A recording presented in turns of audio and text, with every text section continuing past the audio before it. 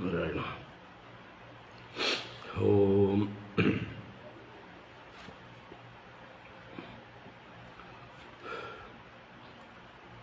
ശുക്ലാംബരധരം വിഷ്ണും ശശിവർണം ചതുർഭുജം പ്രസന്നവദനം ധ്യായേത് സർവവിഘ്നോപശാന്തയേ. ഗുരവേ സർവലോകാനാം വിഷജേ ഭവരോഗിണാം നിധയേ സർവവിദ്യാനാം ദക്ഷിണാമൂർത്തയേ നമഃ. ജന്മാദ്യസ്യ യതോന്മയാദിതരതശ്ചാർത്ഥേഷ്വഭിജ്ഞസ്വരാട് തേനേ ബ്രഹ്മഹൃദായ ആദികവയേ മുഹ്യന്തി യത്സൂരയഃ. തേജോവാരിമൃതാം യഥാ വിനിമയോ യത്ര ത്രിസർഗോ മൃഷാ ദാംനാ സ്വേന സദാ നിരസ്തകുഹകം സത്യം പരം ധീമഹി. ധർമ്മഃ പ്രോജ്ജിതകൈതവോത്ര പരമോ നിർമ്മത്സരാണാം സതാം. വേദ്യം വാസ്തവമത്ര വസ്തുശിവദം താപത്രയോന്മൂലനം. ശ്രീമദ്ഭാഗവതേ മഹാമുനികൃതേ കിം വാ പരൈരീശ്വരഃ. സദ്യോ ഹൃദ്യവരുദ്ധ്യതേത്ര കൃതിഭിഃ ശുശ്രൂഷുഭിസ്തൽക്ഷണാത്. നിഗമകൽപതരോർഗളിതം ബലം സുഖമുഖാദമൃതദ്രവസംയുതം പിബത ഭാഗവതം രസമാലയം മുഹുരഹോ രസികാ ഭുവി ഭാവുകാഃ. നാരായണം നമസ്കൃത്യ നരം ചൈവ നരോത്തമം ദേവീം സരസ്വതീം വ്യാസം തതോ ജയമുദീരയേത. യം പ്രവ്രജന്തമനുപേതമപേതകൃത്യം ദ്വൈപായനോ വിരഹകാതര ആജുഹാവ. പുത്രേതി തന്മയതയാ തരവോഭിനേതുഃ तं സർവഭൂതഹൃദയം മുനിമാനതോസ്മി. യസ്വാനുഭാവമഖിലശ്രുതിസാരമേകം അധ്യാത്മദീപമതിതിതീർഷദാം തമോന്തം. സംസാരിണാം കരുണയാഃ പുരാണഗുഹ്യം തം വ്യാസസൂനുമുപയാമി ഗുരും മുനീനാം. മൂകം കരോതി വാചാലം പങ്കും ലംഘയതേ ഗിരിം യത്കൃപാതമഹം വന്ദേ പരമാനന്ദമാധവം. യം ബ്രഹ്മാ വരുണേന്ദ്രരുദ്രമരുതഃ സ്തുന്വന്തി ദിവ്യൈസ്തവൈഃ വേദൈः സാംഗപദക്രമോപനിഷദൈः ഗായന്തി യം സാമഗാഃ. ധ്യാനാവസ്ഥിതതദ്ഗതേന മനസാ പശ്യന്തി യം യോഗിനോ യസ്യാന്തം ന വിദുഃ സുരാസുരഗണാഃ. ദേവായ തസ്മൈ നമഃ. കോമളം കൂജയൻ വേണും ശ്യാമളോയം കുമാരകഃ. വേദവേദ്യം പരം ബ്രഹ്മ ഭാസതാം പുരതോ മമ. ഭൂതൈർമഹദ്ഭിർയ ഇമാ പുരോ വിഭുഃ നിർമായശേതേ യദമൂഷു പൂരുഷഃ. ഭുങ്ക്തേ ഗുണാൻ ഷോഡശാത്മകഃ സോലംകൃഷീഷ്ട ഭഗവാൻ വജാംസി മേ. സച്ചിദാനന്ദരൂപായ വിശ്വോത്പത്യാദിഹേതവേ താപത്രയ വിനാശായ ശ്രീകൃഷ്ണായ വയം നുമഃ. കൃഷ്ണായ വാസുദേവായ ഹരയേ പരമാത്മനെ പ്രണതക്ലേശനാശായ ഗോവിന്ദായ നമോ നമഃ. കൃഷ്ണായ വാസുദേവായ ദേവകീനന്ദനായ ച നന്ദഗോപകുമാരായ ഗോവിന്ദായ നമോ നമഃ. നമഃ പങ്കജനാഭായ നമഃ പങ്കജമാലിനേ നമഃ പങ്കജനേത്രായ നമസ്തേ പങ്കജാംഗ്രയേ. പീതാംബരം കരവിരാജിത ശംഖചക്രകൗമോദഗീ സരസിജം കരുണാസമുദ്രം രാധാസഹായമതിസുന്ദരമന്ദഹാസം വാതാലയേശമനിശം ഹൃദി ഭാവയാമി. വാതാലയേശമനിശം ഹൃദി ഭാവയാമി.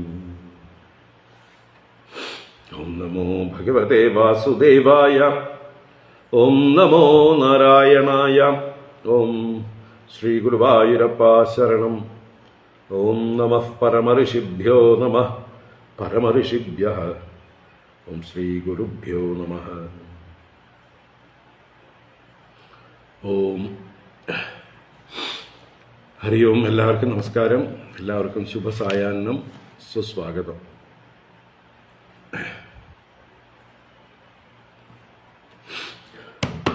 ഒരു നിമിഷം ഒന്ന് പുറത്ത് നോക്കിയിട്ട് വരാം. ഒരു ഓട്ടോറിക്ഷയിൽ 3-4 സന്യാസിനിമാരോ ആരൊക്കെ വന്നിട്ടുണ്ടെന്ന്. ഇവിടെ നോക്കാൻ ആളില്ല. വേറെ രാഘവൻജി പുറത്ത് പോയി നോക്കട്ടെ.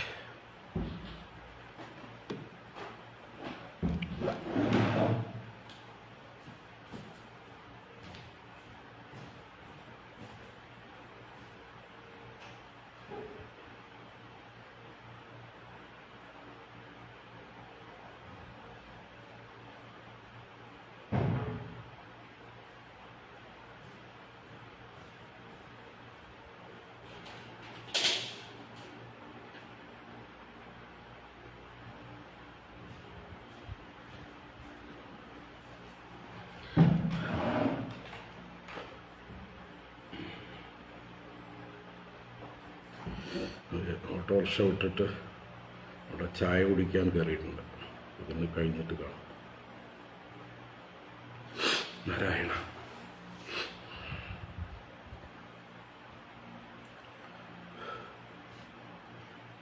ഓം.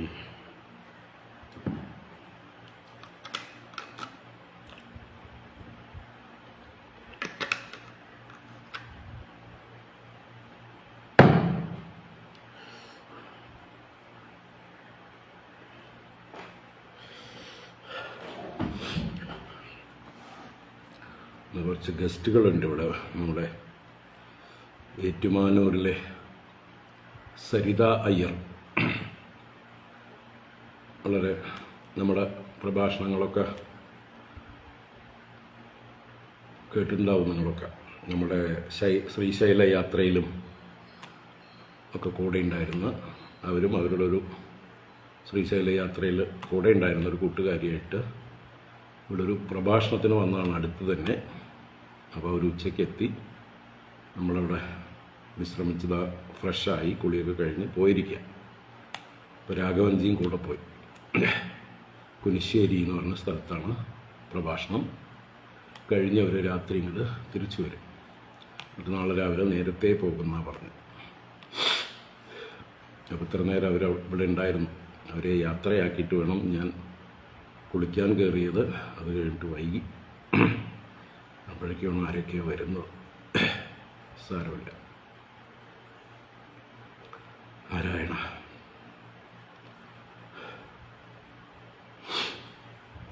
നമ്മൾ ഭാഗവത ജ്ഞാനഗംഗയിലേക്ക് ഏവർക്കും സുസ്വാഗതം. ഇന്നലെ നമ്മൾ 34-ാം ശ്ലോകം മുതൽക്കാണ് കണ്ടത്. 38 വരെ പറഞ്ഞു. 39 വായിച്ച് നിർത്തിയിരുന്നു. ഇല്ല, 39 വായിച്ചില്ല. നമ്മുടെ മൂലത്തിനനുസരിച്ച് 43 ശ്ലോകങ്ങളുണ്ട് വ്യാഖ്യാനത്തിൽ. മൂലത്തിൽ 42 ശ്ലോകങ്ങളേ ഉള്ളൂ. അത് നമ്മൾ മുമ്പ് കണ്ടിരുന്നു. എന്തായാലും അവസാന ഭാഗം വായിക്കാം. 27 മുതൽ വായിക്കാം. ദേശങ്ങളെക്കുറിച്ച് പറയുന്ന ഭാഗം തൊട്ടിട്ട്. ഓം നമോ ഭഗവതേ വാസുദേവായ. അത ശ്രീമദ്ഭാഗവതേ സപ്തമസ്കന്ധേ ചതുർദശോധ്യായഃ. നാരദ ഉവാച. അത ദേശാൻ പ്രവക്ഷ്യാമി ധർമാതിശ്രേയ ആവഹാൻ. സ വൈ പുണ്യതമോ ദേശഃ സത്പാത്രം യത്ര ലഭ്യതേ. ബിംബം ഭഗവതോ യത്ര സർവമേതച്ചരാചരം. യത്ര ബ്രാഹ്മണകുലം തപോ വിദ്യാദയാന്വിതം. യത്ര യത്ര ഹരേരർച്ചാ സദേശശ്രേയസാം പദം. യത്ര ഗംഗാദയോ നദ്യഃ പുരാണേഷു ച വിശ്രുതാഃ. സരാംസി പുഷ്കരാദീനി ക്ഷേത്രാണ്യർഹാശ്രിതാന്യുത. കുരുക്ഷേത്രം ഗയശിരഃ പ്രയാഗഃ പുലഹാശ്രമഃ. നൈമിഷം ഫാൽഗുനം സേതുഃ പ്രഭാസോദകുശസ്ഥലീ. വാരാണസി മധുപുരി പമ്പ ബിന്ദുസരസ്തദാ. നാരായണാശ്രമോ നന്ദ സീതാരാമാശ്രമാദയഃ. സർവേ കുലാചലാ രാജൻ മഹേന്ദ്രമലയാദയഃ ഏതേ പുണ്യതമാ ദേശാ ഹരേരക്ഷാശ്രിതാശ്ച യേ ഏതാൻ ദേശാൻ നിഷേവേത ശ്രേയസ്കാമോ ഹ്യഭീക്ഷ്ണശഃ ധർമ്മോ ഹ്യത്രേഹിതഃ പുംസാം സഹസ്രാദിബലോദയഃ പാത്രം ത്വത്ര നിരുക്തം വൈ കവിഭിഃ പാത്രവിത്തമൈഃ ഹരിരേവൈകൗർവീശ യന്മയം വൈ ചരാചരം ദേവർഷ്യർഹൽസു വൈ സത്സു തത്ര ബ്രഹ്മാത്മജാദിഷു രാജൻ യദഗ്രപൂജായം മതഃ പാത്രതയാച്യുത ജീവരാശിഭിരാകീർണ അണ്ഡകോശാംഗ്രിഭോ മഹാൻ തന്മൂലത്വാദച്യുതേജ്യ സർവജീവാത്മതർപ്പണം പുരാണ്യനേന സൃഷ്ടാനി നൃതിര്യകൃഷിദേവതാഃ ശേതേ ജീവേന രൂപേണ പുരേഷു പുരുഷോ ഹ്യസൗ തേഷ്വേഷു ഭഗവാൻ രാജൻ താരതമ്യേന വർത്തത്തെ തസ്മാത് പാത്രം ഹി പുരുഷോ യാവാനാത്മയധേയത്തെ ദൃഷ്ട്വാ തേഷാം മിഥോ നൃണാമവജ്ഞാനാത്മതാം നൃപ ത്രേതാദിഷു ഹരേരർച്ചാ ക്രിയായൈകവിഭിഃ കൃതാ തതോർച്ചായാം ഹരിം കേചിത് സംശ്രദ്ധായ സപര്യയാ ഉപാസത ഉപാസ്താഭീനാർത്ഥദാ പുരുഷദ്വിഷാം പുരുഷേഷ്വപി രാജേന്ദ്ര സുപാത്രം ബ്രാഹ്മണം വിദുഃ തപസാ വിദ്യയാ തുഷ്ട്യാ ധത്തെ വേദം ഹരേസ്തനും നന്വസ്യ ബ്രാഹ്മണാ രാജൻ കൃഷ്ണസ്യ ജഗദാത്മനഃ പുനന്ദഃ പാദരജസാ ത്രിലോകീം ദൈവതം മഹത്. ഹരി ഓം. ഇത് ശ്രീമദ്ഭാഗവതേ മഹാപുരാണേ പാരമഹംസ്യാം സംഹിതായാം സപ്തമസ്കന്ധേ സദാചാരനിർണയോ നാമ ചതുർദശോऽധ്യായഃ. സർവത്ര ഗോവിന്ദനാമ സങ്കീർത്തനം. ഗോവിന്ദ ഗോവിന്ദ. നാരായണാഖില ഗുരോ ഭഗവൻ നമസ്തേ. നാരായണാഖില ഗുരോ ഭഗവൻ നമസ്തേ. നാരായണാഖില ഗുരോ ഭഗവൻ നമസ്തേ.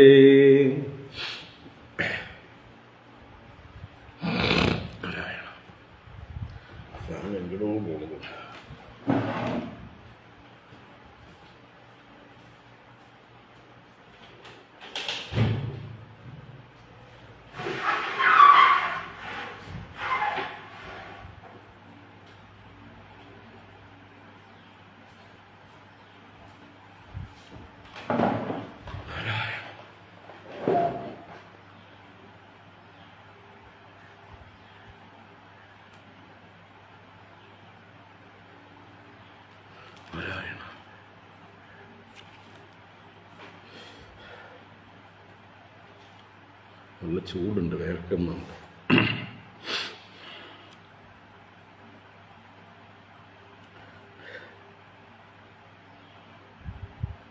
അപ്പം നമ്മൾ ഇന്നലെ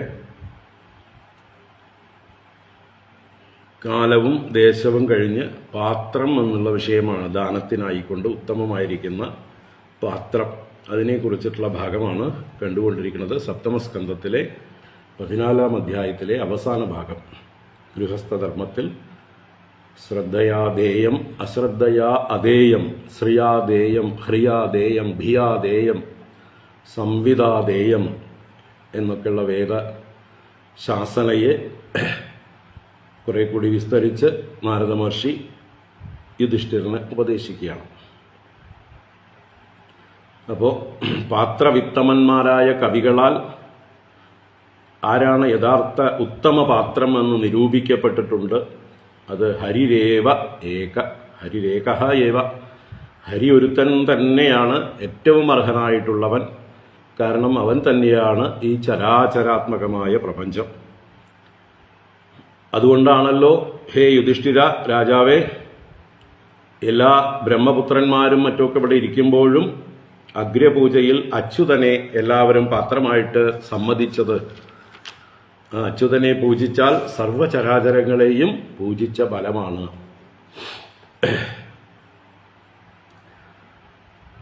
ഈ ജീവരാശികളാൽ വ്യാപിക്കപ്പെട്ടിരിക്കുന്ന ഒരു അണ്ഡകോശം മുഴുവൻ നിറഞ്ഞിരിക്കുന്ന ഒരു വൃക്ഷം, അല്ലെങ്കിൽ ബ്രഹ്മാണ്ഡമാകുന്ന വൃക്ഷം, അതിൻ്റെ മൂലം അച്യുതനാണ്. അപ്പോൾ ആ മൂലമായ അച്യുതനെ പൂജിക്കുന്നത് സർവജീവ ആത്മതർപ്പണം. തന്മൂലത്വാത് അച്യുതേജ്യ സർവജീവ ആത്മതർപ്പണം.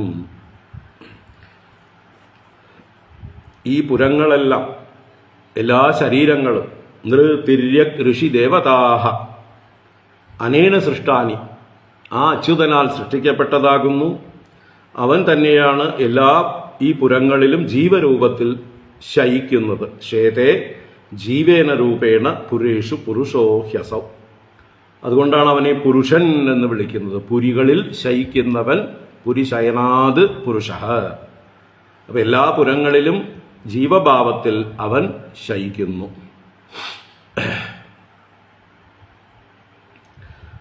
തേഷ്വേഷു ഭഗവാൻ രാജൻ താരതമ്യേന വർത്തതേ തസ്മാത് പാത്രം ഹി പുരുഷോ യാവാനാത്മാ യഥാ ഈയതേ.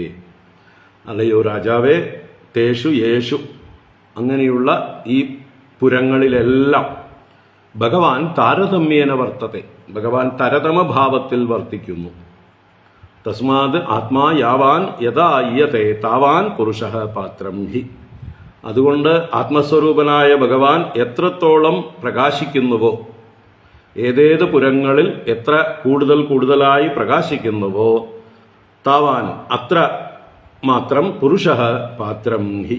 ആ പുരുഷൻ, ആ ശരീരം ധരിച്ചിരിക്കുന്ന ജീവൻ പാത്രമായി ഭവിക്കുന്നു. അപ്പോൾ എല്ലാ ശരീരങ്ങളിലും ഈശ്വരനുണ്ട്. എല്ലാവരെയും പൂജിക്കേണ്ടതാണ്. എങ്കിലും എല്ലാവരെയും നമുക്ക് പൂജിക്കാൻ കഴിയുന്നില്ലെങ്കിലും, ഇനി എല്ലാവരെയും പൂജിക്കുമ്പോഴും വ്യാവഹാരിക ദൃഷ്ട്യ ആ തരതമ ഭാവം മനസ്സിലാക്കിക്കൊണ്ട് ശ്രേഷ്ഠന്മാരെ ആദ്യം ഉത്തമമായി പൂജിക്കണം. അവരന്മാരെ പിന്നീട് പൂജിക്കേണ്ടതാണ്. അപ്പോൾ ശ്രേഷ്ഠന്മാർക്ക് ഉത്തമ പൂജ കൊടുക്കുന്നതിൽ യാതൊരു ദോഷവും ഇല്ല വ്യാവഹാരിക ദൃഷ്ട്യ. പാരമാർത്ഥിക തലത്തിൽ എല്ലാവരും സമന്മാരാണ്. എങ്കിലും എല്ലാവരിലും ആ ഈശ്വര ചൈതന്യം വ്യവഹാര ദശയിൽ വേണ്ടത്ര പ്രകാശിക്കുന്നില്ല. അപ്പോൾ കൂടുതൽ പ്രകാശിക്കുന്നവരെ കൂടുതൽ പൂജാർഹരായി കരുതേണ്ടതാണ്. അങ്ങനെ മഹാത്മാക്കളെ, ശ്രേഷ്ഠ പുരുഷന്മാരെ നമ്മൾ നന്നായി പൂജിക്കണം. അവരെയാണ് യഥാർത്ഥത്തിൽ പൂജിക്കാതിരിക്കാൻ പാടില്ലാത്തത്. നിങ്ങൾക്ക് ദ്രവ്യങ്ങളും കാലവും ഒക്കെ പരിമിതമായിട്ടേ ഉള്ളുവെങ്കിൽ, അപ്പോൾ ഉത്തമന്മാരായിട്ടുള്ള ആളുകൾക്കാണ് ആ ഉള്ള ദ്രവ്യം കൊണ്ട് ഉള്ള കാലത്ത് പൂജിക്കേണ്ടത്. മറ്റുള്ളവരെയൊക്കെ സാമാന്യമായിട്ട് ആവും പോലെയൊക്കെ അവർക്ക് എന്തെങ്കിലുമൊക്കെ ചെയ്യാം. ഇതാണ് നമ്മുടെ ശാസ്ത്രങ്ങളൊക്കെ നമുക്ക് കാണിച്ചു തരുന്ന വഴി. ഇപ്പോൾ എന്താ പറയുക, ഞങ്ങളെയൊക്കെ യതി പൂജയ്ക്ക് വിളിക്കും. പല ആശ്രമങ്ങളിലോ പല ഏതെങ്കിലും ക്ഷേത്രങ്ങളിൽ വിശേഷങ്ങളായിട്ട് ബന്ധപ്പെട്ടിട്ടോ മഹാത്മാക്കളുടെ സമാധിയോടനുബന്ധിച്ചോ ഒക്കെ ആയിട്ട് യതി പൂജയ്ക്ക് വിളിക്കും. അപ്പോൾ യതി പൂജയ്ക്ക് വിളിച്ചാൽ ഞങ്ങൾ വിളിച്ച സന്യാസിമാർ, മഠാധിപതിമാർ അങ്ങനെയുള്ളവരൊക്കെ ചെല്ലും. പക്ഷെ അതിൻ്റെ കൂട്ടത്തിൽ വിളിക്കാതെ തന്നെ പലരും വന്നു ചേർന്നിട്ടുണ്ടാവും. അവർ ഇതൊരു എന്താ പറയുക, വയറ്റുപഴുപ്പായിട്ട് ഉദരനിമിത്തം ബഹുകൃത വേഷ എന്ന് പറയുന്നു നടക്കുന്ന കുറേ ആൾക്കാരുണ്ട്. അതിൽ കുറച്ച് വൈരാഗികളും ഉണ്ട്. കുറേ ആൾക്കാർ എന്താ പറയുക, വേറെ ഒന്നും ഇല്ലാത്തതുകൊണ്ട് അല്ലെങ്കിൽ ജീവിക്കാനുള്ളൊരു മാർഗമായിട്ട് ജഡിലോ മുണ്ടി ലുഞ്ചിത കേശ കാഷായാംബര ബഹുകൃത വേഷ എന്നൊക്കെയുള്ള അങ്ങനെ വേഷങ്ങളൊക്കെ കെട്ടിയിട്ട് നടക്കുന്നവരുണ്ട്. അവരൊക്കെ എന്ത് ചെയ്യും? അവർക്കൊരു മര്യാദയില്ല. നല്ല സാമർത്ഥ്യം കാണിച്ചുകൊണ്ട് ഈ പൂജയ്ക്കുള്ള എവിടെയാണോ ഇരിപ്പിടങ്ങൾ ഒരുക്കിയിട്ടുള്ളത് അതിൽ പ്രധാന സീറ്റുകളൊക്കെ അവർ കൈയടക്കി വയ്ക്കും. ശരിക്ക് പൂജിക്കാൻ അർഹരായിട്ടുള്ള താപസന്മാരും ജ്ഞാനികളും സാമൂഹ്യ സേവ ചെയ്തുകൊണ്ടിരിക്കുന്നവരും ഒക്കെ ആയിട്ടുള്ള മഠാധിപതിമാർ, ഉത്തമന്മാരായിട്ടുള്ള ആചാര്യന്മാരൊക്കെ പുറത്ത് നിൽക്കേണ്ടി വരും ഇവർ വന്ന് സീറ്റ് പിടിച്ചിട്ട്. അപ്പോൾ പിന്നെ നിവൃത്തിയില്ല.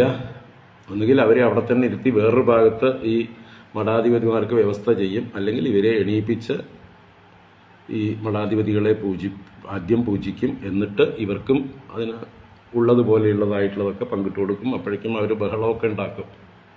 അത് ശരിയല്ല, ബഹളം ഉണ്ടാക്കാൻ പാടില്ലല്ലോ. ഒരു സന്യാസി ബഹളം ഉണ്ടാക്കാൻ പാടുള്ളതല്ല. ഒരു സന്യാസി ആണെങ്കിൽ എതിർച്ചാൽ സന്തുഷ്ടന്മാരായി കിട്ടിയത് മേടിച്ച് പോകണം. പക്ഷെ അവരങ്ങനെയൊന്നും അല്ല.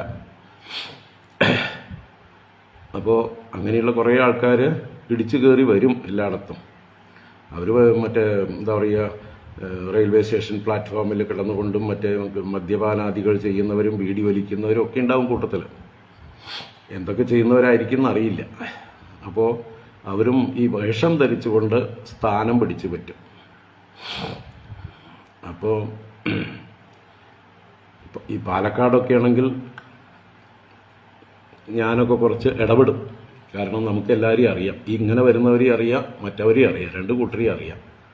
അതുപോലെ ഓരോ മഠങ്ങളിൽ ചെല്ലുമ്പോൾ അതാത് മഠാധിപതിമാർ കർശനമായിട്ട് പറയും, ഇന്നവരെയൊക്കെയാണ് ഞങ്ങൾ വിളിച്ചിരിക്കുന്നത്, അവരാദ്യം ഇരിക്കട്ടെ, അവരിൽ ഇന്നവരിൽ നിന്നാണ് ആദ്യം പൂജ തുടങ്ങുക. അപ്പോൾ നമ്മൾ സീനിയർ മോസ്റ്റ് ആയിട്ടുള്ള സ്വാമിജിയുടെ പാദത്തിൽ നിന്നാണ് ആദ്യം പൂജ തുടങ്ങുക.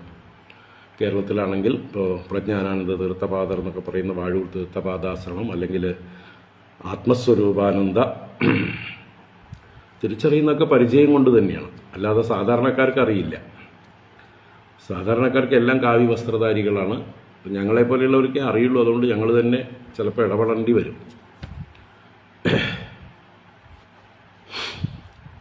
എല്ലാവർക്കും തിരിച്ചറിയാനൊന്നും സാധിക്കില്ല.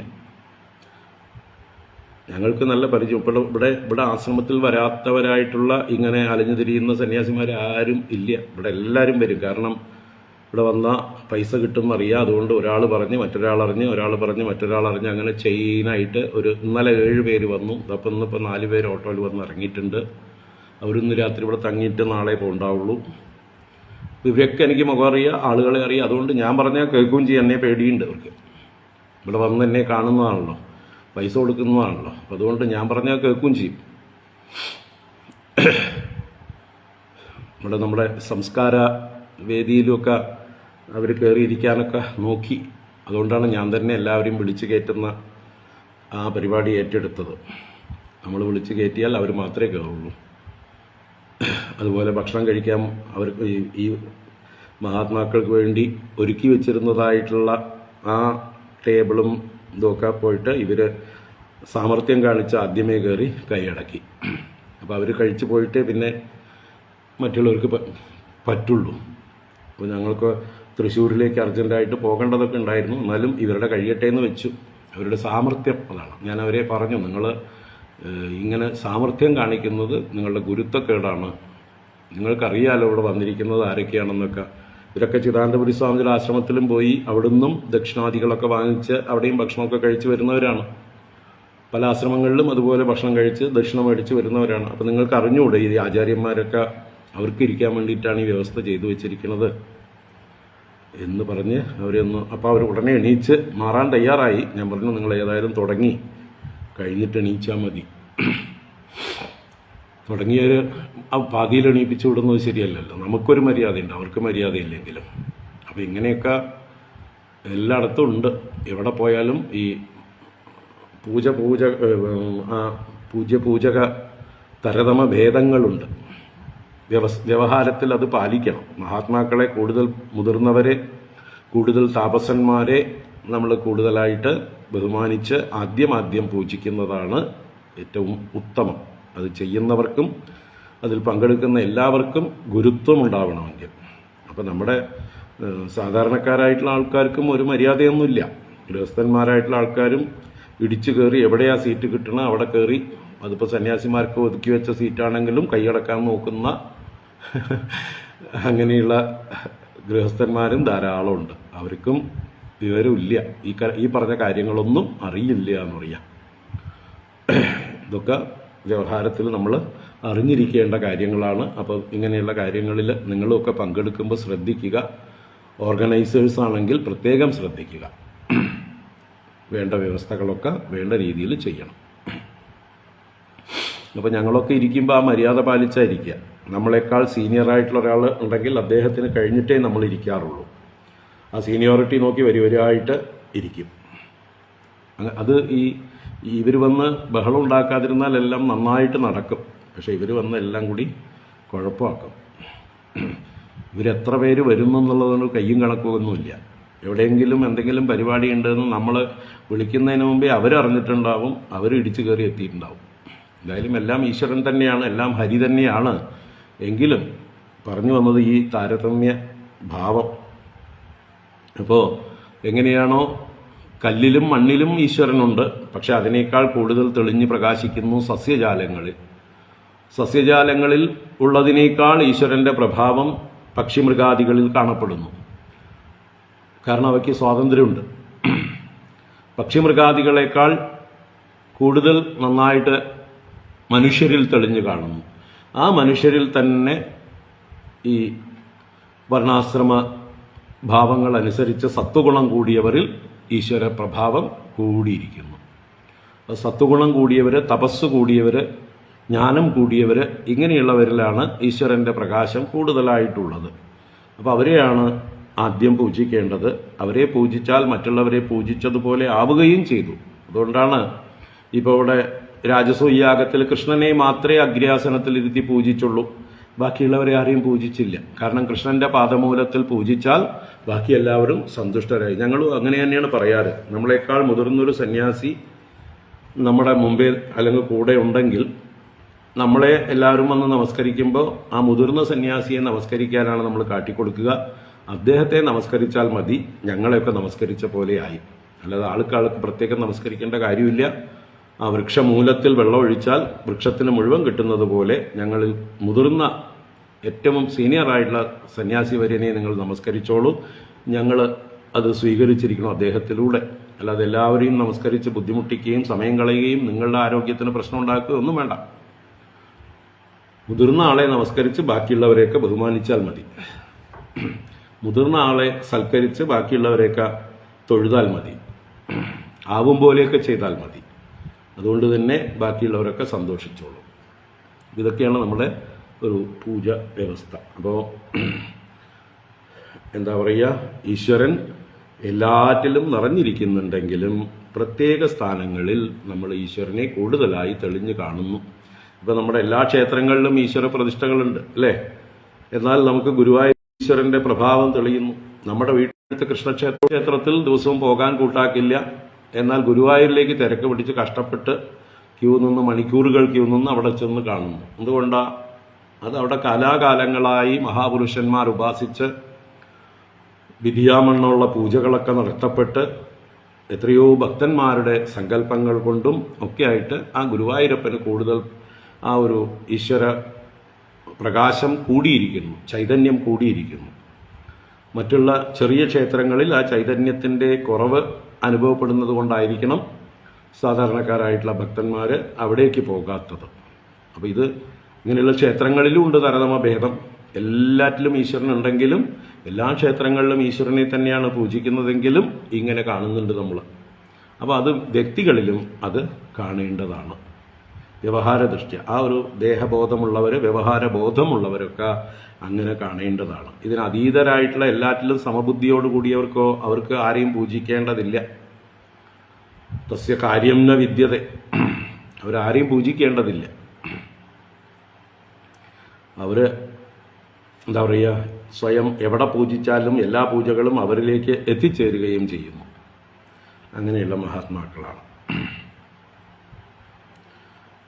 അപ്പോൾ ഇതെല്ലാം വേദങ്ങളിലും എല്ലാ സ്മൃതികളിലും എല്ലാം പറഞ്ഞിട്ടുള്ളതാണ്. ആ പ്രകാശത്തിൻ്റെ തരതമഭാവമാണ് പൂജാസ്ഥാനഭൂതന്മാർക്ക് കാരണമാകുന്നത്. തമോ ഗുണം വർദ്ധിച്ചിരിക്കുന്നവരെക്കാൾ കൂടുതൽ രജോ ഗുണം ഉള്ളവരെ നമ്മൾ പൂജിക്കണം. രജോ ഗുണമുള്ളവരെക്കാൾ കൂടുതൽ സത്വഗുണമുള്ളവരെ പൂജിക്കണം. അതാണ്. അല്ലാതെ ഏതെങ്കിലും ജാതിയിൽ ജനിച്ചതുകൊണ്ട്, അച്ഛനമ്മമാരുടെ മകനായതുകൊണ്ട് ഒരാൾ പൂജ്യനാവുന്നില്ല. ഈ പറഞ്ഞ ഗുണങ്ങളുടെ വ്യത്യാസത്തിനനുസരിച്ചാണ് പൂജ.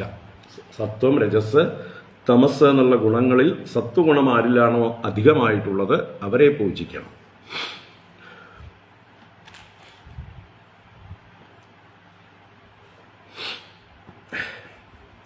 തുടരാം.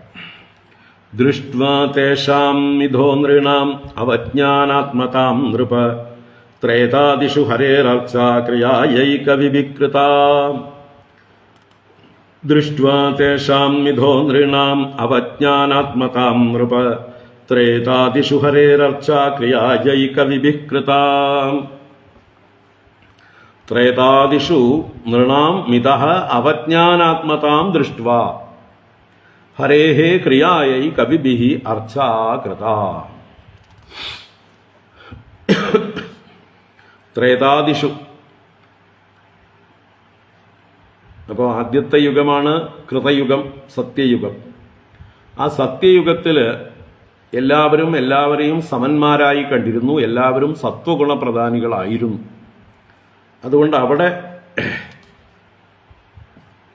തരതമ ഭേദം വേണ്ടി വന്നിട്ടില്ല. സത്യയുഗം അഥവാ കൃതയുഗത്തിൽ എല്ലാവരെയും തുല്യന്മാരായി എല്ലാറ്റിലും ഈശ്വരനെ കാണുന്ന ഭാവമായിരുന്നു. എന്നാൽ ത്രേതാദിഷു, ത്രേതായുഗം, ദ്വാപരയുഗം, കലിയുഗം, ഈ 3 യുഗങ്ങളിൽ, അതാണ് ത്രേതാദിഷു നൃണാം മിതഃ അവജ്ഞാനാത്മതാം ദൃഷ്ട്വ. നൃണാം നരന്മാർക്ക്, മനുഷ്യന്മാർക്ക്, മിതഃ പരസ്പരം, അവജ്ഞാനാത്മത, അവജ്ഞാനാത്മത എന്ന് പറഞ്ഞാൽ അവജ്ഞാന സ്വഭാവം, അവഗണിക്കുന്ന സ്വഭാവം, തിരസ്കരിക്കുന്ന സ്വഭാവം ദൃഷ്ട്വ കണ്ടിട്ട്. അപ്പോൾ ഈ ത്രേതായുഗം മുതൽക്കാണ് ഈ തരതമ ഭേദം കൂടുതൽ പ്രകടമായി വരുന്നത്. ശ്രേഷ്ഠന്മാരായിട്ടുള്ളവർ മറ്റുള്ളവരെ ചെറുതായി കാണുന്ന, നിന്ദിക്കുന്ന അല്ലെങ്കിൽ തിരസ്കരിക്കുന്നതായിട്ടുള്ള ഒരു സ്വഭാവം, ഭേദഭാവം വർദ്ധിച്ചു വരുന്നത് ത്രേതായുഗം, ദ്വാപരയുഗം, കലിയുഗത്തിലൊക്കെ അത് വർദ്ധിച്ചു വരുന്നതായിട്ടുള്ളൊരു അവസ്ഥയാണ്. അതാണ് ത്രേതാദിഷു നൃണാം മിതഃ അവജ്ഞാനാത്മതാം ദൃഷ്ട്വാ, പരസ്പരം അവഗണിക്കുന്നതിനെ കണ്ടിട്ടാണ് ഹരേഃ ക്രിയായൈഃ കവിഭിഃ അർച്ചാ കൃതാ. ഹരേഃ ക്രിയായൈ, ഹരിയെ പൂജിക്കാനായിക്കൊണ്ട്, കവിഭിഃ ഋഷികളാൽ, അറിവുള്ളവരാൽ, അർച്ചാ കൃതാ. അർച്ച എന്ന് പറഞ്ഞാൽ പ്രതിമ, അർച്ച എന്ന് പറഞ്ഞാൽ പൂജാവിഗ്രഹം. അപ്പോൾ പൂജാവിഗ്രഹങ്ങളെ നിശ്ചയിക്കപ്പെട്ടു.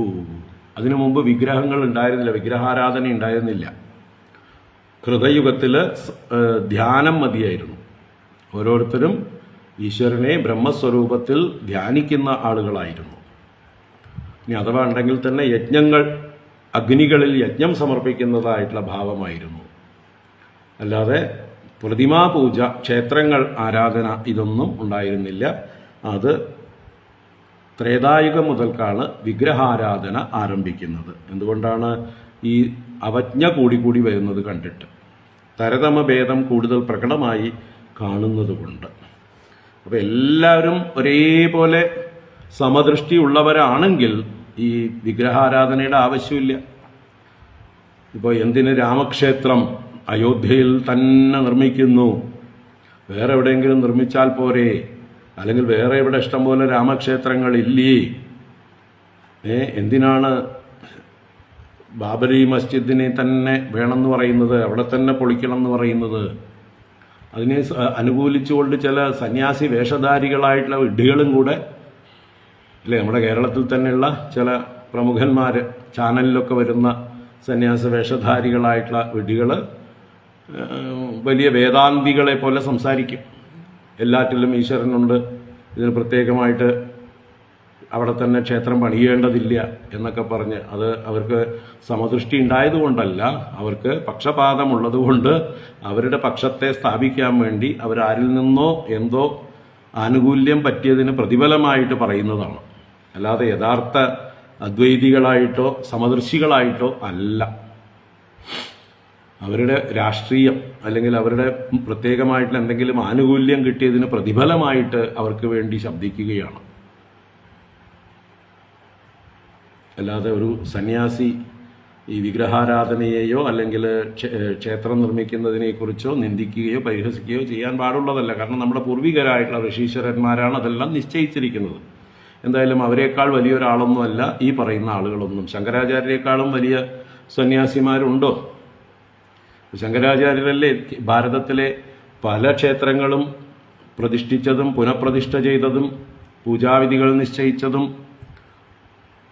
ജീർണിച്ചു പോയതും നശിപ്പിക്കപ്പെട്ടതുമായിട്ടുള്ള ക്ഷേത്രങ്ങളെയൊക്കെ പുനരുദ്ധരിച്ചതും ഒക്കെ ശങ്കരാചാര്യരാണ്. ആ ശങ്കരാചാര്യരെക്കാളും വലിയ ആൾക്കാരാണ് ഇന്നത്തെ പല കാവ്യവേഷധാരികളും എന്നാണ് ചിലരുടെയൊക്കെ ഒരു വിചാരം. അതൊക്കെ നിങ്ങൾ തള്ളിക്കളയുക. നമ്മൾക്ക് പൂർവീകർ തന്നതാണ് ഏറ്റവും പ്രമാണം. അപ്പോൾ ഇവിടെ പറഞ്ഞിരിക്കുന്നു, കാലാകാലങ്ങളിൽ ത്രേതായുഗം, ദ്വാപരയുഗം, കൃതയുഗം എന്നീ യുഗങ്ങളിലേക്ക് ഇറങ്ങി വരും, കലിയുഗം എന്നിങ്ങനെ യുഗങ്ങളിലേക്ക് മാറി വരുംതോറും ഈ ഭേദഭാവന കൂടുതൽ ഉണ്ടാവും ആളുകളിൽ. അതുകൊണ്ട് എന്താ പറയുക, പ്രാകൃതന്മാരായ ആളുകളെ നിന്ദിക്കുന്ന സ്വഭാവമുണ്ടാകും. എല്ലാവരെയും ഈശ്വരനായി കണ്ട് പൂജിക്കുന്ന സ്വഭാവം നഷ്ടപ്പെടും. അതുകൊണ്ട് ആ ഹരിയെ പൂജിക്കാൻ വിഗ്രഹങ്ങൾ കൊടുത്തു. ആ വിഗ്രഹങ്ങളിലെങ്കിലും പൂജിച്ചുകൊണ്ട് ആ സംസ്കാരം നിലനിൽക്കാൻ വേണ്ടിയിട്ടാണ്. വിഗ്രഹങ്ങളിൽ നിന്ന് ആരംഭിച്ച് സർവാത്മഭാവത്തിലേക്ക് ഉയരാൻ വേണ്ടിയിട്ടാണ്. ആദ്യം വിഗ്രഹങ്ങളിൽ ഹരിയെ കാണൂ, പിന്നീട് അതുകൊണ്ട് അന്ധക്കരണ ശുദ്ധി ഉണ്ടാവുകയും അഹങ്കാരം കുറയുകയും മഹാത്മാക്കളുമായി സംഘമുണ്ടാവുകയും അവരിൽ നിന്ന് ഈശ്വര തത്വം അറിയാനിടയുണ്ടാവുകയും എല്ലാറ്റിലും നിറഞ്ഞിരിക്കുന്ന ഈശ്വരനെ ബഹുമാനിക്കാറാവുകയും ചെയ്യും. അപ്പോൾ അതിന് ആദ്യത്തെ പടിയാണ് പ്രതിമാപൂജ.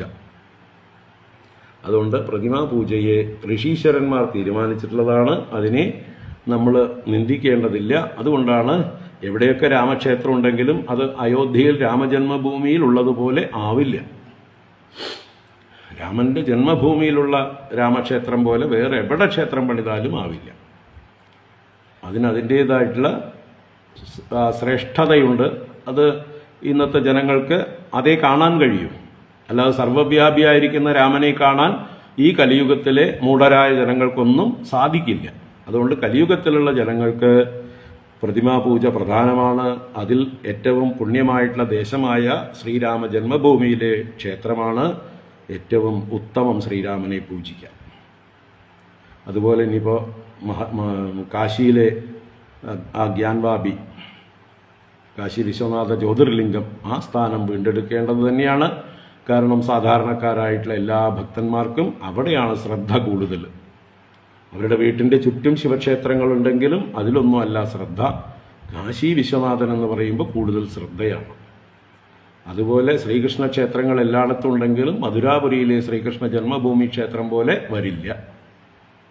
അതുകൊണ്ട് മധുരാപുരിയിലെ ജന്മഭൂമി ക്ഷേത്രം വീണ്ടെടുക്കേണ്ടതാണ്. ഇപ്പം നോക്കൂ, അയോധ്യ വീണ്ടെടുത്ത് പ്രതിഷ്ഠ ചെയ്ത് പണി മുഴുവനൊന്നും കഴിഞ്ഞിട്ടില്ലെങ്കിൽ പോലും ജനങ്ങൾ ക്ഷമയില്ലാതെ 6-7 ദിവസം കൊണ്ട് 20 ലക്ഷം ആളുകൾ കണ്ടു കഴിഞ്ഞു. 20 ലക്ഷം ആളുകളോളം അവിടെ 6-7 ദിവസം കൊണ്ട് എത്തിക്കഴിഞ്ഞു. ഇന്ന് വരെയുള്ള കണക്കല്ല, ഞാൻ 2-3 ദിവസം മുമ്പ് വായിച്ച കണക്കാണ്. എന്തുകൊണ്ടാണ്? ആ സ്ഥലത്തിൻ്റെ മഹിമയാണ്, രാമജന്മഭൂമി. അതുപോലെ തന്നെ കാശിയുടെ മഹാത്മ്യം വീണ്ടെടുത്താൽ അവിടെയും കൂടുതൽ ജനപ്രവാഹം ഉണ്ടാകും. മധുരയിലെ ജന്മസ്ഥാനം വീണ്ടെടുത്താൽ അവിടെയും ഭക്തജനങ്ങളുടെ പ്രവാഹം ഉണ്ടാകും. അപ്പം അതൊക്കെ വീണ്ടെടുക്കേണ്ടതാണ്. ഇനി ഭാരതത്തിലെമ്പാടും ആയിരക്കണക്കിനല്ല ലക്ഷക്കണക്കിന് ക്ഷേത്രങ്ങൾ തകർക്കപ്പെട്ടിട്ടുണ്ട്. അതിൻ്റെ മുകളിലൊക്കെ പള്ളികളും സ്മാരകങ്ങളും പണിതിട്ടുണ്ട്. ഇനിയിപ്പോൾ അതൊന്നും എല്ലാമൊന്നും നമുക്ക് വീണ്ടെടുക്കേണ്ട കാര്യമില്ല. ഇനി അതാത് പ്രദേശത്തെ ആളുകൾക്കേ അറിയുള്ളൂ അതാതിൻ്റെ പ്രാധാന്യം. അതുകൊണ്ട് നമ്മൾ അതിനെ നിഷേധിക്കുന്നുമില്ല. ഓരോ ദേശത്തും അതാത് പ്രാധാന്യമുള്ളതായിട്ടുള്ള ക്ഷേത്രങ്ങളെ അതാത് ദേശക്കാർ വീണ്ടെടുക്കട്ടെ. നമുക്ക് ഭാരതമെമ്പാടുമുള്ളതായിട്ടുള്ള ജനങ്ങൾക്ക് ഏറ്റവും പ്രാധാന്യമുള്ള ക്ഷേത്രങ്ങളാണ് സപ്തമോക്ഷപുരികളും 12 ജ്യോതിർലിംഗങ്ങളും. സപ്തമോക്ഷപുരികൾ അയോധ്യ, മധുര, കാശി, അതുപോലെ ദ്വാരക, അവന്തിക, മായാപുരി എന്ന് പറഞ്ഞാൽ ഹരിദ്വാരമാണ്, കാഞ്ചി. ഈ 7 പുരികളെ സപ്തമോക്ഷപുരികൾ എന്ന് പറയുന്നു. അയോധ്യ, മധുര, കാശി. ആദ്യത്തത് 3 ഇതാണ്. ഒന്നാമത് നിൽക്കുന്നത് അയോധ്യയാണ്. അയോധ്യയും മധുരാപുരിയും കാശിയും. അതുപോലെ തന്നെ മായാപുരി എന്നുള്ളത് ഹരിദ്വാരാണ്, ദ്വാരകാപുരി, അതുപോലെ കാഞ്ചീപുരം, പിന്നെ അവന്തിക എന്ന് പറയുന്നത് ഉജ്ജയിൻ മഹാകാലക്ഷേത്രം ജ്യോതിർലിംഗം. അപ്പം അങ്ങനെയുള്ള 7 മോക്ഷപുരികളും അതിൽ തന്നെ 12 ലിംഗക്ഷേത്രങ്ങൾ, ജ്യോതിർലിംഗ ക്ഷേത്രങ്ങൾ. അതിലിപ്പോൾ കാശിയും അവന്തികയും വന്നു. 2 ജ്യോതിർലിംഗങ്ങൾ ഇതിൽ വന്നു. അപ്പോൾ ബാക്കി 10. അപ്പോൾ 7ഉം 10ഉം 17 സ്ഥാനങ്ങളാണ് ഭാരതീയരായിട്ടുള്ള എല്ലാവർക്കും പ്രാധാന്യമുള്ളത്. എല്ലാവർക്കും ഒരുപോലെ അവരുടെ ഹൃദയം പോലെ കൊണ്ടു നടക്കുന്നതാണ് ഈ 17 സ്ഥാനങ്ങൾ. ആ 17 സ്ഥാനങ്ങൾ സ്വതന്ത്രമായിരിക്കണം ഹിന്ദുക്കൾക്ക് ആരാധനയ്ക്കായിക്കൊണ്ട്.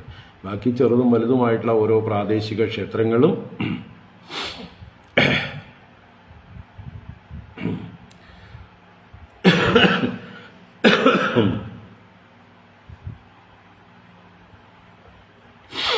അതെ, വേണുഗോപാൽജി.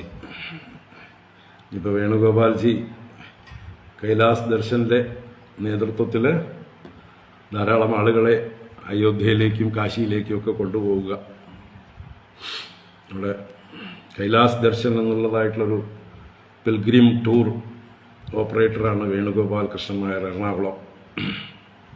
നമ്മൾ അദ്ദേഹത്തിൻ്റെ കൂടെ പല യാത്രകളും നടത്തിയിട്ടുണ്ട്. എന്തായാലും അതെ, നമുക്ക് രാംലല്ലയെ കാണാനുള്ള ഭാഗ്യം ലഭിച്ചു പ്രതിഷ്ഠാ ദിനത്തിൽ തന്നെ. ഇനി അങ്ങ് ആളുകളെ കൂടുതലായിട്ട് അവിടേക്ക് കൊണ്ടുപോവുക, എല്ലാവർക്കും നല്ല ദർശനം കാണിച്ചു കൊടുക്കുക. നാരായണ.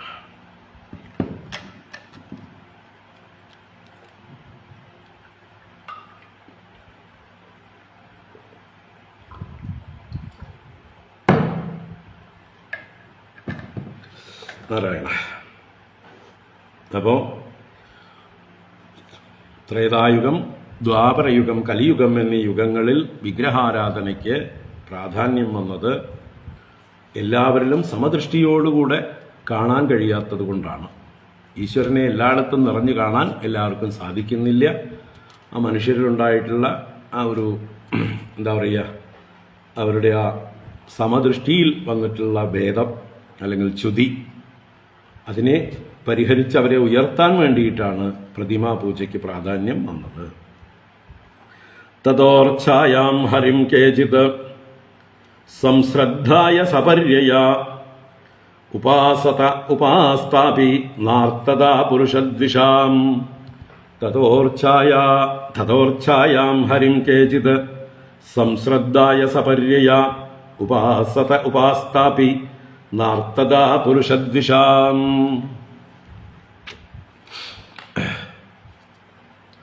തതഃ അതുകൊണ്ട് കേചിത് ചിലര് ഹരിം സംശ്രദ്ധായ അർച്ചായാം സപര്യയ ഉപാസതേ.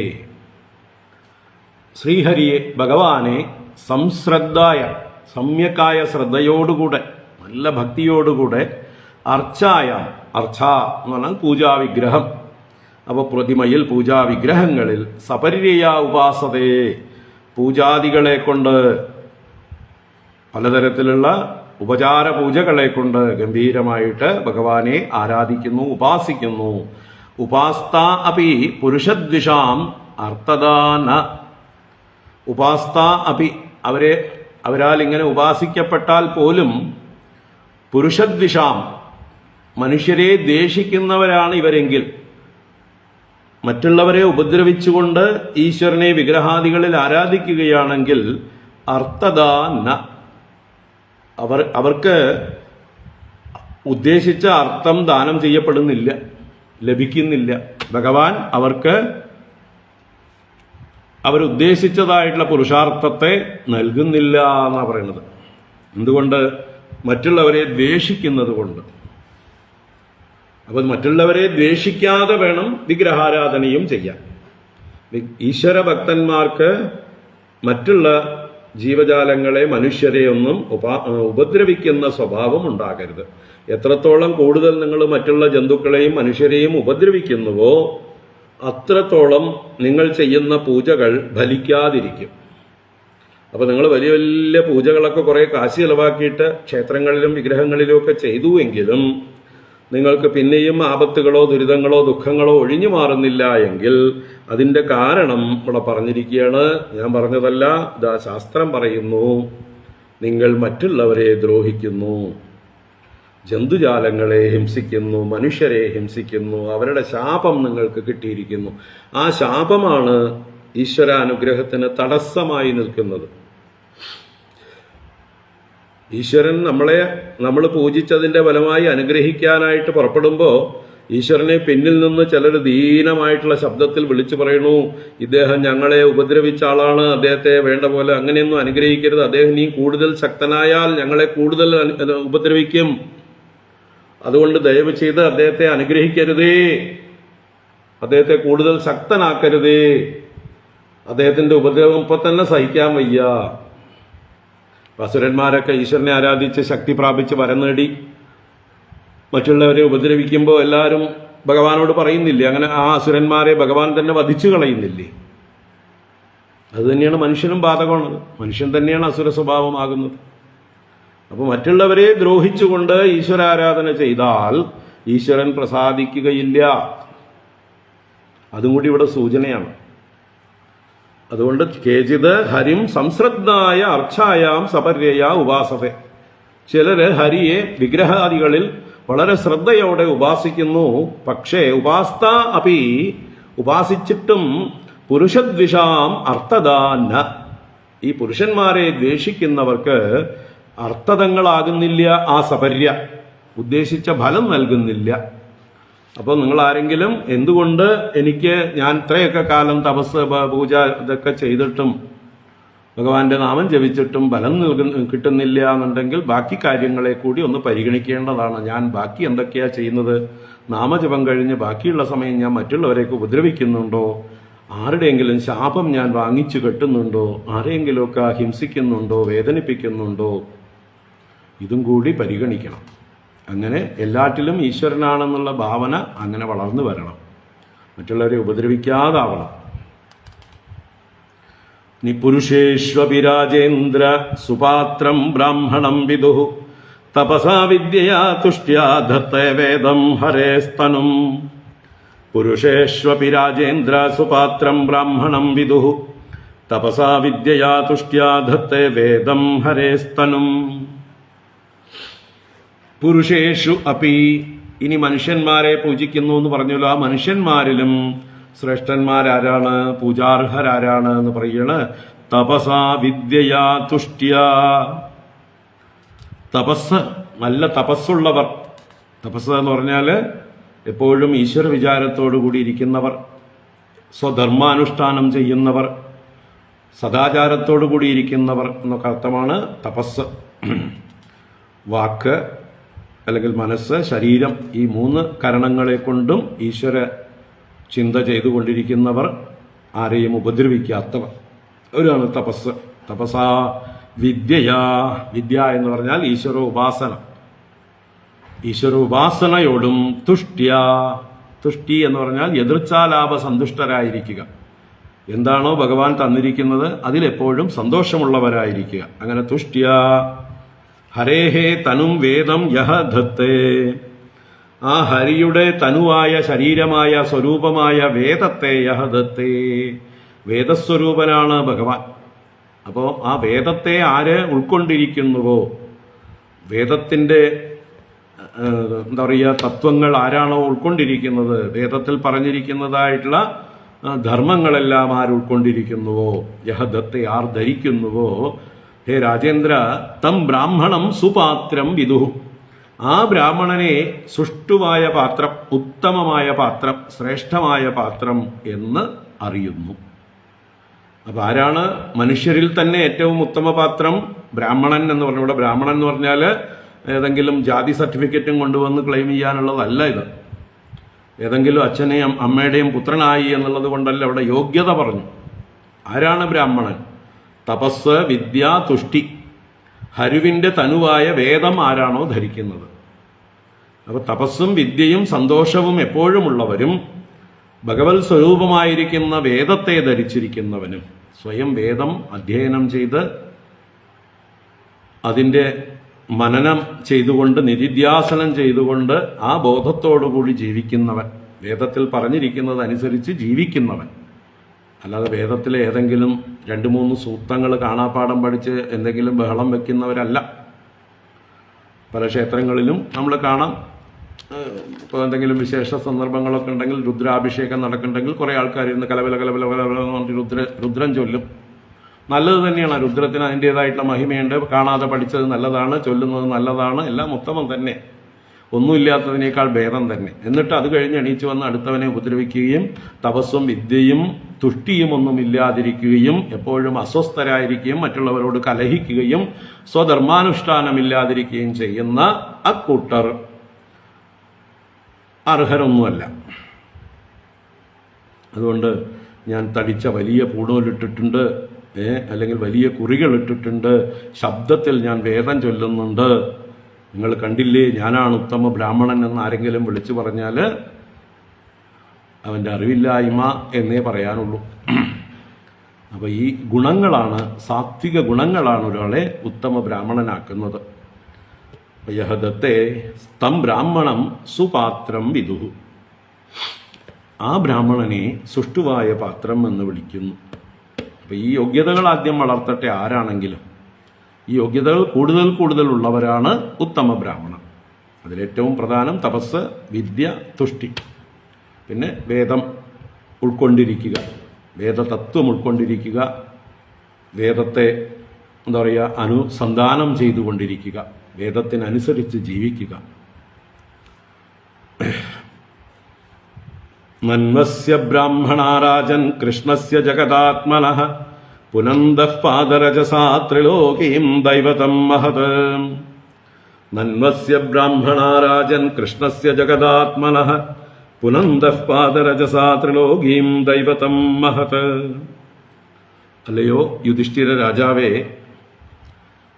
പാദരജസാ ത്രിലോകീം പുനന്ദഃ ബ്രാഹ്മണാഃ ജഗദാത്മനഃ അസ്യ കൃഷ്ണസ്യ മഹത് ദൈവതം മനു. പാദരജസ, തൻ്റെ പാദധൂളികളെ കൊണ്ട്, തൻ്റെ പാദസ്പർശം കൊണ്ട്, ത്രിലോകീം പുനന്ദഃ, 3 ലോകങ്ങളെയും പവിത്രമാക്കി തീർക്കുന്നവരായ, പരിശുദ്ധമാക്കി തീർക്കുന്നവരായ ബ്രാഹ്മണാഹ, നമ്മുടെ സനകാദികളെ പോലെയുള്ള ബ്രാഹ്മണാഹ, അവര് ജഗദാത്മനഃ അസ്യ കൃഷ്ണസ്യ, ജഗത് സ്വരൂപമായിരിക്കുന്ന ജഗദാത്മാവായിരിക്കുന്ന ഈ കൃഷ്ണന്, അവരുടെ മുമ്പിൽ അഗ്രാസനത്തിലിരിക്കുന്ന കൃഷ്ണനെ ചൂണ്ടിക്കൊണ്ടാണ് നാരദൻ പറയുന്നത് അസ്യ കൃഷ്ണസ്യ, ഈ കൃഷ്ണന് മഹത് ദൈവതം നനു, മഹത്തായ ദൈവമാണ്. ആ ബ്രാഹ്മണരെ ഇദ്ദേഹം പോലും വലിയ ദൈവങ്ങളായി കരുതുന്നു. നമ്മൾ സനകാദികൾ ജയവിജയന്മാരെ ശപിച്ച ആ തൃതീയ സ്കന്ധത്തിൽ ഭഗവാൻ വൈകുണ്ഠത്തിൽ വിഷ്ണു തന്നെ സനകാദികളെ പുകഴ്ത്തിക്കൊണ്ട് പറയുന്നുണ്ട്.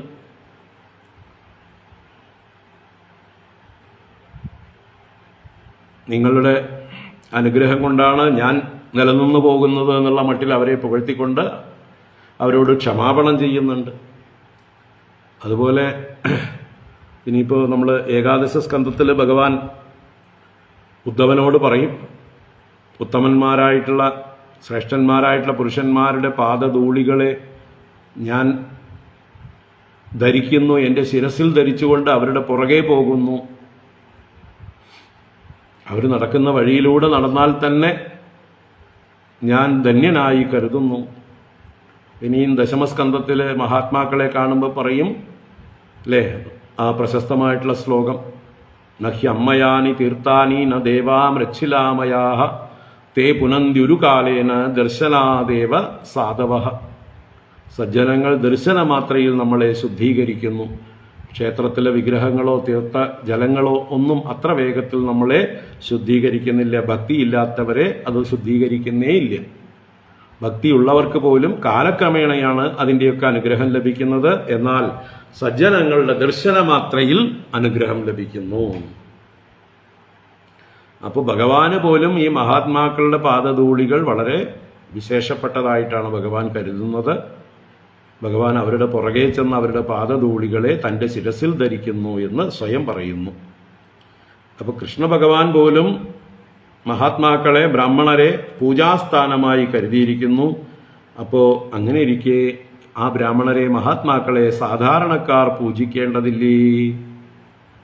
സാധാരണക്കാരും ഭഗവാനെ അനുകരിച്ചുകൊണ്ട് മഹാത്മാക്കളെ പൂജിക്കണം.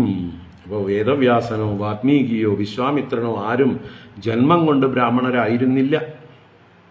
അവരൊക്കെ അവരുടെ യോഗ്യത കൊണ്ട് ബ്രാഹ്മണ്യം നേടിയെടുത്തവരാണ്. അതുപോലെ ആരൊക്കെയാണോ അവരുടെ പ്രവൃത്തികൾ കൊണ്ട്, യോഗ്യതകൾ കൊണ്ട്, സത്വഗുണം കൊണ്ട്, തപസ്സുകൊണ്ട്, ഉപാസന കൊണ്ട് ഈ യോഗ്യതകളെ നേടിയെടുക്കുന്നത്, അങ്ങനെയുള്ള മഹാത്മാക്കളെയാണ് ഇവിടെ ബ്രാഹ്മണ ശബ്ദം കൊണ്ട് ഉദ്ദേശിക്കുന്നത്. ആ ബ്രാഹ്മണരെ പൂജിക്കേണ്ടതാണ്. അല്ലാതെ ബ്രാഹ്മണ ശബ്ദം കൊണ്ട് ഉദ്ദേശിക്കുന്നത് ഏതെങ്കിലും പ്രത്യേക അച്ഛനും അമ്മയ്ക്കും ജനിച്ച് സർട്ടിഫിക്കറ്റിൽ ബ്രാഹ്മണൻ എന്ന് മേടിച്ചെടുത്തിട്ടുള്ളവരെ അല്ല ഉദ്ദേശിക്കുന്നത്. എന്നിട്ട് തോന്നിയ പോലെ ജീവിക്കുകയും അല്ലേ, എവിടെയെങ്കിലും ദക്ഷിണ കിട്ടുമെന്ന് പറഞ്ഞാൽ വേഷം കെട്ടി വരികയും ചെയ്യുന്ന ആളുകളല്ല.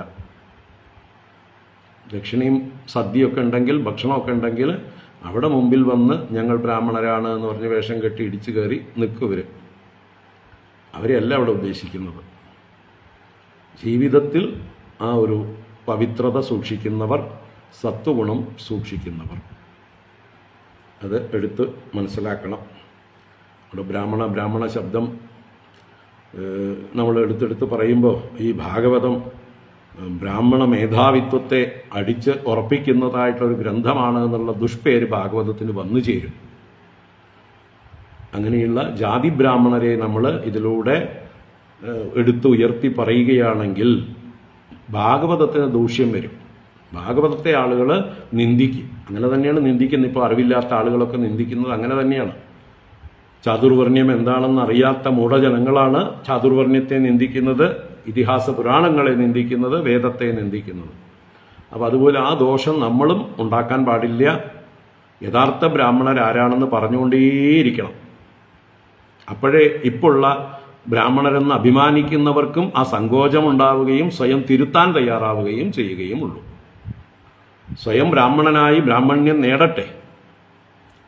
ജന്മം കൊണ്ട് സർട്ടിഫിക്കറ്റ് കൊണ്ടൊക്കെ ബ്രാഹ്മണ്യം ഉണ്ടെങ്കിലും എന്താണ് ബ്രാഹ്മണ്യം എന്നുള്ളത് മനസ്സിലാക്കി അവർ സ്വയം തിരുത്തി ആ സദാചാരത്തോടെ ജീവിച്ച് വേദത്തെ ഉൾക്കൊണ്ട് ഈശ്വരപരമായിട്ടുള്ള, ധാർമ്മികമായിട്ടുള്ള, സാത്വികമായിട്ടുള്ള ജീവിതം നയിക്കാൻ അവരെ നമ്മൾ പ്രേരിപ്പിക്കണം. അല്ലാതെ ഇപ്പം നിങ്ങൾ എന്താണോ അത് തന്നെ മതി, അത് തന്നെ ധാരാളം മതി, നിങ്ങളുടെ കയ്യിൽ സർട്ടിഫിക്കറ്റ് ഇല്ലേ ബ്രാഹ്മണനാണെന്ന്, അത് കയ്യിൽ വെച്ചാൽ മതി എന്ന് പറയുന്നത് അവരെ നശിപ്പിക്കലാണ്. അതുകൊണ്ട് അത് നമുക്ക് സമ്മതമല്ല. ഭാഗവതത്തിനും സമ്മതമല്ല, ഗീതയ്ക്കും സമ്മതമല്ല, വേദത്തിനും സമ്മതമല്ല, ആചാര്യന്മാർക്ക് ആർക്കും സമ്മതമല്ല. അതുകൊണ്ട് ജന്മബ്രാഹ്മണരെയല്ല അവിടെ ഉദ്ദേശിക്കുന്നത്. കർമ്മം കൊണ്ടും ഗുണം കൊണ്ടും ആരാണോ ബ്രാഹ്മണ്യം നേടിയിട്ടുള്ളത് അവരെ ബഹുമാനിക്കുക. മറ്റുള്ളവർക്ക് അത് പ്രേരകമാവട്ടെ. ആർക്കും ബ്രാഹ്മണനാവാം. അവിടെ തുറന്നു വെക്കുകയാണ് ബ്രാഹ്മണ്യം. എല്ലാവരുടെ മുമ്പിലും നിങ്ങൾക്കും ആവാം. ഏത് ചണ്ടാളനും ബ്രാഹ്മണനായിട്ട് മാറാം, ഗുണം കൊണ്ട്, കർമ്മം കൊണ്ട്. ചണ്ടാളനെയും ബ്രാഹ്മണ്യത്തിലേക്ക് ഉയർത്തുന്നതാണ് നമ്മുടെ സംസ്കാരം. എന്നാൽ ബ്രാഹ്മണ ജന്മം എന്ന് പറയുന്ന ജന്മം കിട്ടിയിട്ടും ചണ്ടാളനേക്കാൾ നീചമായിട്ടുള്ള രീതിയിൽ ജീവിക്കുന്നവർ ഒരിക്കലും ബ്രാഹ്മണ ശബ്ദത്തിൻ്റെ 7 അയലത്തേക്ക് അവരെ അടുപ്പിക്കാൻ പാടുള്ളതല്ല. ഇത് എല്ലാവർക്കും പറയുമ്പോൾ ബോധമുണ്ടാവണം. മറ്റുള്ളവർക്ക് പറഞ്ഞു കൊടുക്കുമ്പോൾ ഊന്നി പറഞ്ഞു കൊടുക്കണം എന്താണ് ബ്രാഹ്മണ്യം എന്നുള്ളത്. നന്വസ്യ ബ്രാഹ്മണാരാജൻ കൃഷ്ണസ്യ ജഗദാത്മനഃ പുനന്ദഃ പാദരജസാ ത്രിലോകീം ദൈവതം മഹത്. ഇപ്പൊ ഭഗവാന് പോലും അങ്ങനെയുള്ള ഉത്തമന്മാരായിട്ടുള്ള ബ്രാഹ്മണര് ദൈവതമാകുന്നു. അപ്പോൾ സാധാരണക്കാരും അങ്ങനെ കാണണം എന്നാണ് ഇതിൻ്റെ താല്പര്യം. ഹരി ഓം. ഇത് ശ്രീമദ്ഭാഗവതേ മഹാപുരാണേ പാരമഹംസ്യാം സംഹിതായാം സപ്തമസ്കന്ധേ ഗൃഹസ്ഥ ബാഹ്യദോഷ നിവർത്തക ധർമ്മ നിരൂപണം നാമ ചതുർദശോऽധ്യായഃ. സർവത്ര ഗോവിന്ദനാമ സങ്കീർത്തനം. ഗോവിന്ദ ഗോവിന്ദ. നാരായണാഖില ഗുരോ ഭഗവൻ നമസ്തേ. നാരായണാഖില ഗുരോ ഭഗവൻ നമസ്തേ. നാരായണാഖില ഗുരോ ഭഗവൻ നമസ്തേ. ഇനി 15-ാം അധ്യായം കൂടിയുണ്ട്. ഈ വർണ്ണാശ്രമങ്ങളെയും അതിനെ സംഗ്രഹിച്ച സാരമായിട്ടുള്ള കാര്യങ്ങൾ പറയുന്നതാണ്. നമുക്കത് നാളെ നോക്കാം. ഓ കായേന വാചാ മനസേന്ദ്രിയൈർവാ ബുദ്ധ്യാത്മനാ വാ പ്രകൃതേ സ്വഭാവാത് കരോമി യദ്യത് സകലം പരസ്മൈ നാരായണായേതി സമർപ്പയാമി. ഓം ശാന്തി ശാന്തി ശാന്തി. ഹരി ഓം ശ്രീ ഗുരുഭ്യോ നമഃ. ഹരി ഓം.